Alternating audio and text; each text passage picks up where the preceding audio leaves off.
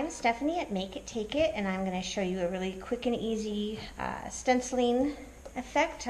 We call it stencil bumping, I think. I'm not sure even where I first saw it or where the name for it came, but it's pretty easy, pretty effective, and I do it all the time. I use it in my art journal for backgrounds, or for cards, and all you need is couple colors of contrasting paint. So black and white is the highest contrast you can get, so that's what I'm going to do. I'm just going to do it in my little art journal here. This is just watercolor paper, but you could do it on text paper, you could do it on deli paper, you could do it on text paper from a book, anything you want to do. And it's great to tear up, collage down, decorate your canvas or your art journal page. So just take your stencil and you just kind of pound your darkest color down first. It doesn't have to be black and white, just any kind of contrasting colors are good. You just kind of pounce up and down. If you pounce up and down, you'll get a more crisp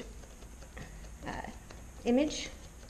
If you smear it around and go in circles, paint's going to get underneath that stencil and it's not going to have as crisp of lines. And if that's the effect you want, that's great, but if not, if you want it to be a clear, crisp image, you want to pounce up and down is the best way.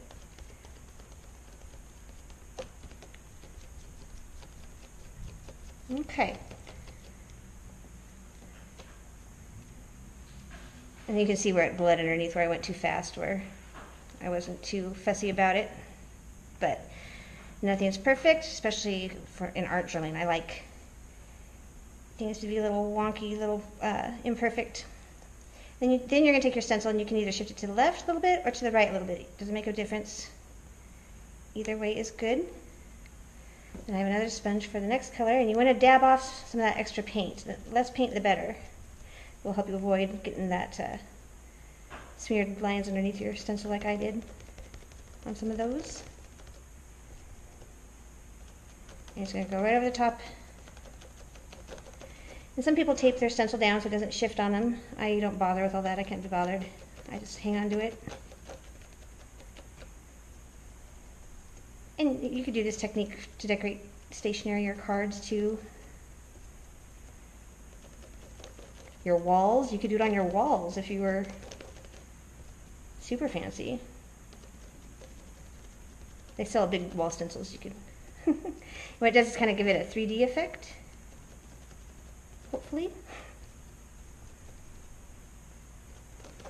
And since I didn't let my paint dry, that white's kind of going gray because mixing with that black paint, but it should be okay.